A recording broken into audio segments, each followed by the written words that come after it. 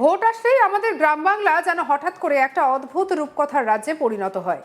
যে নেতা প্রার্থীরা 5 বছর ধরে নাগরিকদের ফোন ধরেন না, রাস্তায় গর্ত দেখলে গাড়ির গতি বাড়িয়ে দেন, আর হাসপাতালের লাইনে দাঁড়ানো মানুষ দেখলে চশমা নামিয়ে অন্যদিকে তাকান, তারা হঠাৎ করে হয়ে যান মানবতার জীবন্ত প্রতিমূর্তি। এই সময়টা যেন একটা বিশেষ ঋতু। বর্ষা, শীত, গরমের বাইরে আরেকটা আলাদা ঋতু, ভোট ঋতু। এই ভোট ঋতুতে নদী নালা দিয়ে শুধু জল না, প্রতিশ্রুতির বন্যা বয়ে যায়। আর সেই বন্যায় ভাসে চাকরি, রাস্তা, হাসপাতাল, স্কুল, আর মাঝে মাঝে ভোটারদের চোখের জল। এই সময় প্রার্থীরা এমন সব কাজ করেন যেগুলো তারা নিজের বাড়িতেও করেন না। একটা উদাহরণ ধরি, বয়স্ক ভোটারদের পায়ে হাত দিয়ে প্রণাম করা। যে লোকটা গত 5 বছর নিজের মায়ের জন্মদিন ভুলে গেছেন, তিনি হঠাৎ করে গ্রামে গিয়ে 85 বছরের বৃদ্ধার পা ধরে বলছেন, আশীর্বাদ করবেন ঠাকুমা, আমি আপনাদের সেবা করতে চাই। ঠাকুমা তখন মনে মনে ভাবছেন যে বাপু, আমার হাঁটুতে ব্যথা, তেল মাখিয়ে দাও, ভোট তো পরে দেব। শিশুদের কোলে তোলার দৃশ্যটা আরও মজার। যে প্রার্থীর জীবনে কোনোদিন শিশুর ডাইপার কেন কোনো কিছু বদলাতে জানে না, তিনি হঠাৎ করে গ্রামের শিশুকে কোলে নিয়ে বলছেন, এই বাচ্চাদের ভবিষ্যৎ গড়তেই আমি রাজনীতিতে এসেছি। শিশুটি হয়তো ততক্ষণে কাঁদতে কাঁদতে ভাবছে যে মা, এই কাকা কে, আমাদের বাড়িতে কেন এসেছে। আরেকটা অসাধারণ দৃশ্য, প্রার্থী রান্নাঘরে ঢুকছেন, হেসেলে ঢুকে তিনি কড়া নাড়ছেন, নুন বেশি পড়ে গেলে হাসছেন, আবার বলছেন আমরা সাধারণ মানুষের মতোই থাকি, সঙ্গে রুটিও বেলছেন তিনি। গৃহবধূ তখন মনে মনে ভাবছেন যে ভোটের পরে আবার আসবেন, গ্যাস সিলিন্ডারটা ভরার ব্যবস্থা করে যাবেন তো। এবার আসি সব থেকে আকর্ষণীয় অংশে, মাঠে নামা। যে নেতা জীবনে কাদা লাগিয়েছেন শুধু গাড়ির চাকায়, তিনি এখন নেমে পড়েছেন ধান কাটতে, আলু তুলতে, খড় কাটতে, আরো কত কি না হচ্ছে চারিদিকে। বীরভূম নানুর সব জায়গাতেই এই একই দৃশ্য। একজন প্রার্থী দাড়ি কামিয়ে দিচ্ছেন ভোটারদের, আরেকজন আলু তুলছেন, কেউ খড় কাটছেন, কেউ বাঁশ থেকে বাত বের করছেন। দেখলে মনে হচ্ছে যেন এই লোকগুলো যদি আগেই কাজ করতেন তাহলে কৃষকরা এতদিনে অবসর নিয়ে ফেলতো। ইতিমধ্যেই একটা ডায়লগ সামনে এসেছে, একটা চিরন্তর ডায়লগ, আমি কৃষকের ছেলে। প্রায় সব প্রার্থী এই সময় এই একটা ডায়লগ ব্যবহার করে যে আমি কৃষকের ছেলে। এই ডায়লগটা এমনভাবে বলা হয় যেন কৃষকের ছেলে হওয়া মানে আলুর দাম বাড়ানোর লাইসেন্স। কিন্তু প্রশ্ন হলো, যদি এতদিন কৃষকের ছেলে ছিলেন তাহলে কৃষকদের সমস্যাগুলো কোথায় ছিল, আপনি মেটাননি কেন? আর এইবার আসি আলুর প্রসঙ্গে। আলুর দাম নেই, তৃণমূলে ভোট নেই, এই স্লোগানটা এখন গ্রামে গ্রামে ঘুরছে। কিন্তু আলু নিজেই যদি কথা বলতে পারতো, হয়তো বলতো, ভাই আমাকে রাজনীতির মধ্যে টানিস না, আমি তো শুধু ভর্তা হতে চাই। আলু তুলতে নামা প্রার্থীরা, দৃশ্যটা অবশ্য অসাধারণ। তিনি দুটো আলু তুলছেন, তারপর ক্যামেরার দিকে তাকাচ্ছেন, বলছেন দেখুন কৃষকদের কষ্ট আমি বুঝি। পাশে দাঁড়ানো আসল কৃষক তখন ভাবছেন, এই দুইটা আলু তুলতেই যদি এত কষ্ট হয়, তাহলে পুরো মরশুমে আমরা ঠিক কি করতে পারি। চলুন বিজেপি প্রার্থী খোকন দাসের কথা শুনি। যেমন আমি একজন কৃষকের ঘরের ছেলে, একজন সাধারণ মধ্যবিত্ত কৃষকের পরিবারে আমি ঘরের ছেলে। আমার দৈনন্দিন জীবনে আমার এই প্রতিনিয়ত এই সমস্ত কাজ আমরা করে থাকি। ভোট প্রচারে আমরা দেখি এই মুহূর্তে পশ্চিমবঙ্গে যেভাবে আলু চাষিদের যে চরম ক্ষতি হয়েছে, আলু চাষিরা ঠিকঠাকভাবে দাম পাচ্ছে না, কারণ আলু চাষিদের কালোবাজারি চলছে, মানে সিন্ডিকেট চলছে, আলুর সিন্ডিকেট চলছে। তো সেই সিন্ডিকেটে এখন এই মুহূর্তে আলু চাষিরা দাম পাচ্ছে না, কৃষকদের জমিতে আলু পচে যাচ্ছে। এই বৃষ্টিতে, এই 2-3 দিন টানা বৃষ্টিতে আলুতে জমিতে আলুগুলো পচে যাচ্ছে।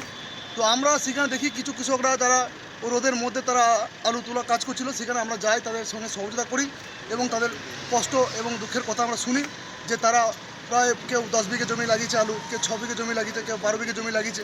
তো সেখানেও যে টাকা খরচা করে আলু লাগিয়েছে সেই টাকা তারা ঠিকঠাকভাবে দাম পাচ্ছে না, তাতে তারা কষ্টে রয়েছে। তাদের সঙ্গে আমরা সহমতি জানিয়েছি এবং আমরা একটা কথাই বলতে চাই, যে আলুর দাম নাই, তৃণমূলের ভোট নাই। এই কথাটা শুনে বিরোধীরা হাসছে, সমর্থকরা তালি দিচ্ছেন। সত্যি কি অবস্থা।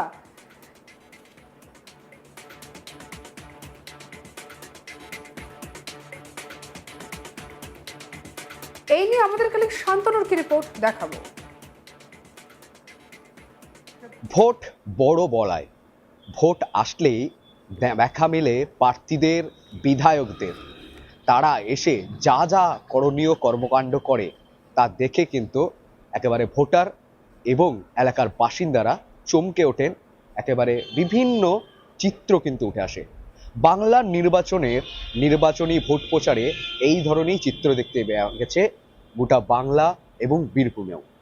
রীতিমতো একেবারে নজর কেড়েছে বিভিন্ন প্রার্থীদের বিভিন্ন রঙিন প্রচারকে কেন্দ্র করে।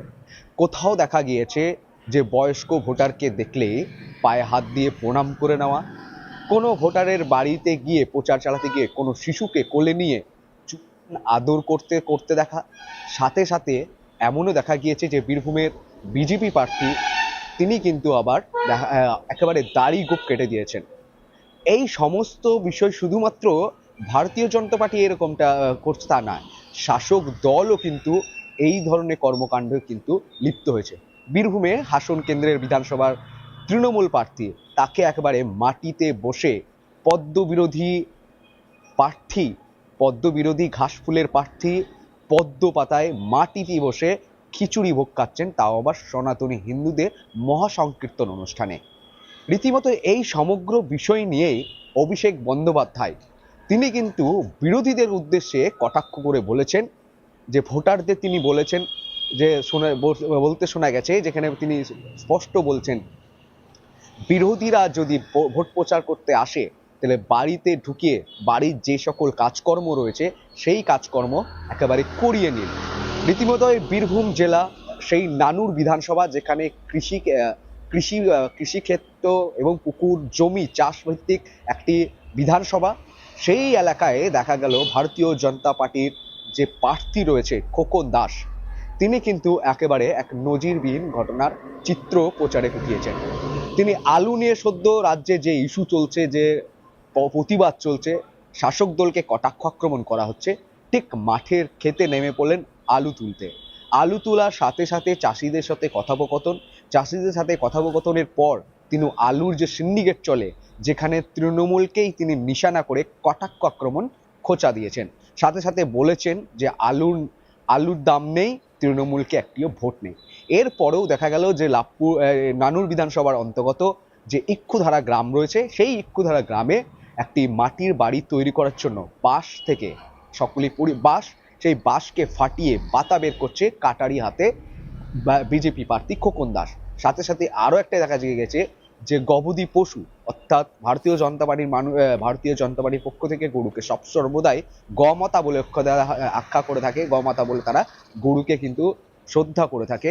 তার সাথে দেখা গেল যে এই গবাদি পশুর বাড়ির যে গবাদি পশু রয়েছে, সেই গবাদি পশুর যে খড়, সেই খড় কিন্তু একেবারে মাটিতে বসে কেটে দিলেন।